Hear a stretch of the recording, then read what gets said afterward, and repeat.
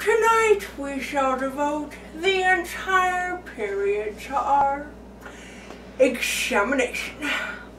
It was not really necessary for Mr. Parkhill to go through the formality of an examination. He knew which of the students in the beginner's grade deserved to be promoted to Miss Higby's composition, grammar, and civics, and which of the students would have to be held back. This story is about a group of immigrants who are trying to learn English at the American Night Preparatory School for Adults. Mr. Kaplan cuts a Gordian knot, excerpted from the Education of Hyman Kaplan by Leo Rosten. A Gordian knot is an intricate difficulty, and to cut a Gordian knot is to remove the difficulty by unusual measures. Miss Minnick, for example, was the best student in the class. At the other extreme, there were students like Mr. Hyman Kaplan.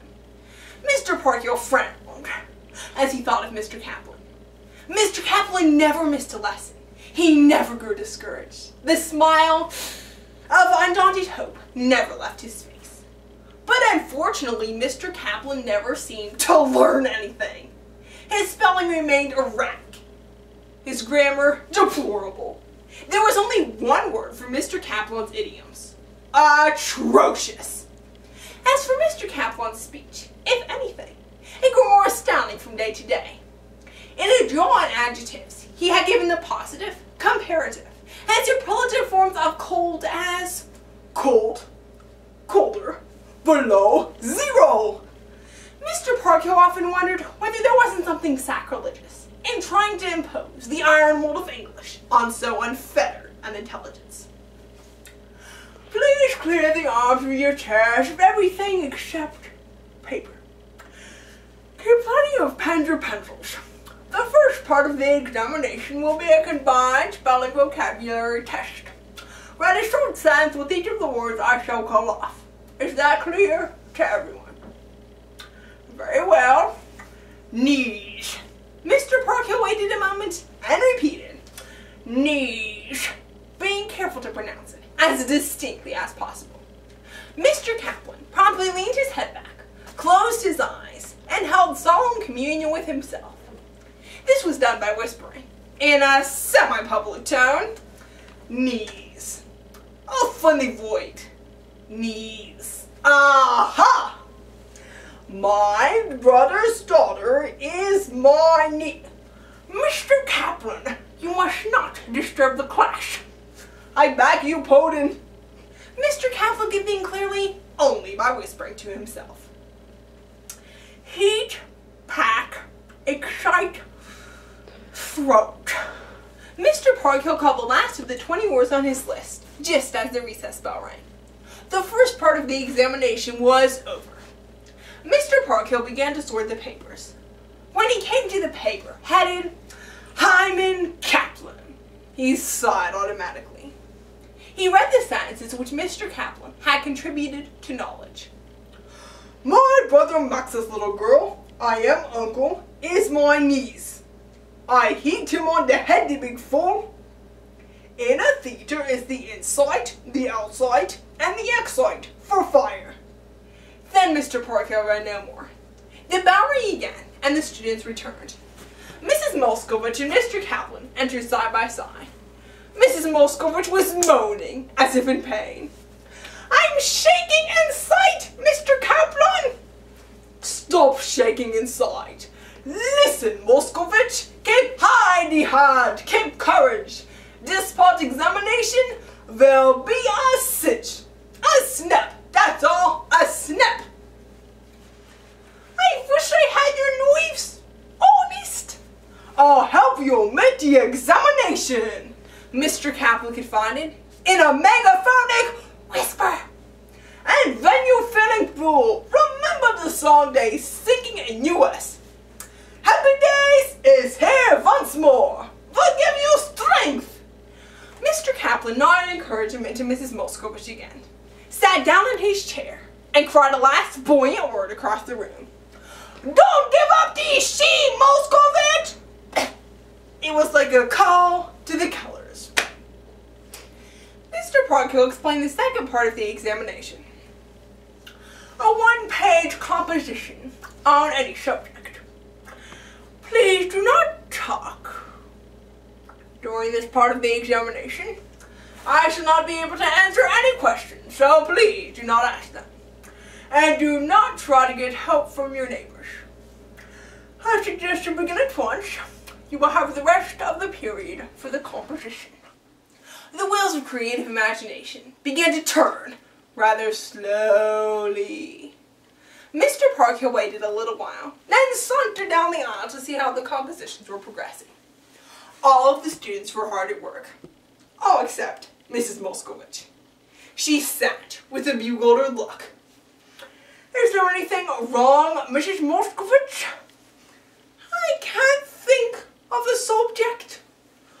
Oh, how about my first day in America? I'm sick of telling about that. I see. Suddenly, a gentle whistle soared through the air. The whistle caressed the lilting refrain of "Happy Days is here once more." A whisper rose from the front row. Subjects for composition. Should Lily smoke? Is there a gold action? Think about a question. A light shone in Mrs. Moskowitz's eyes. All right, about a question. It was with relief that Mr. Parker began to arrange the composition papers in a pile after the final bell had rung and the students were gone. The titles at the tops of the pages paraded before him. My friend's new house. Should be death penalty for murdering? That looks like an unmistakable Kaplan title.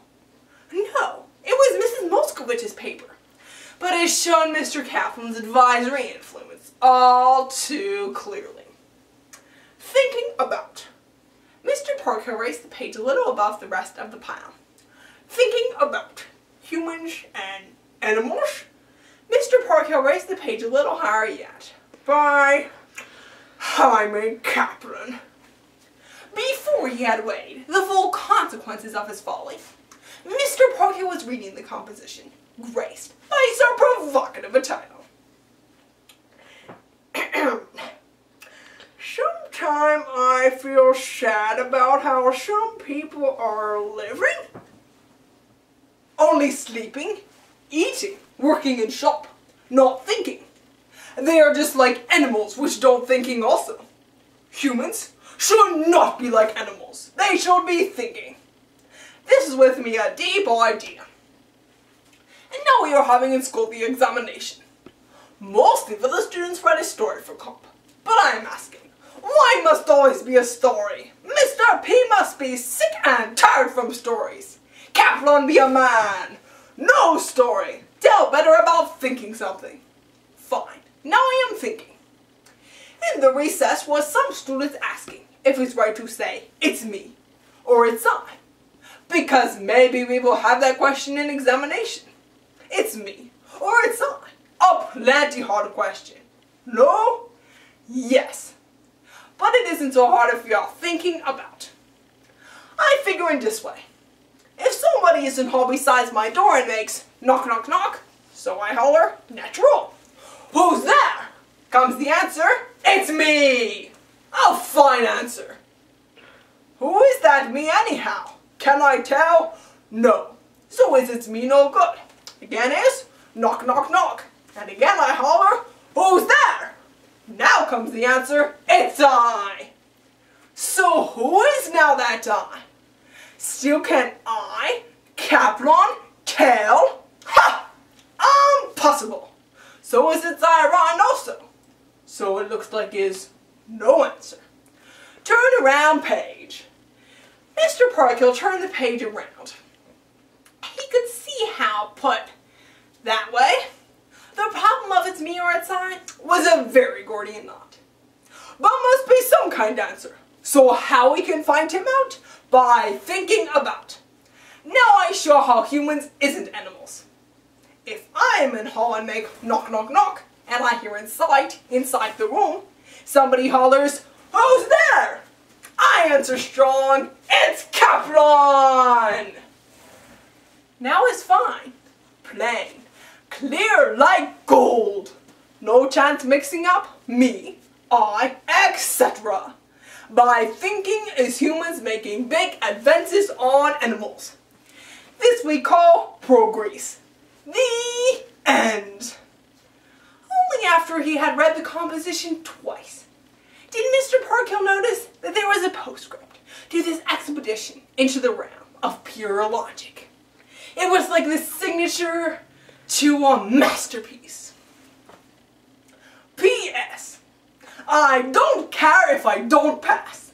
I love the class.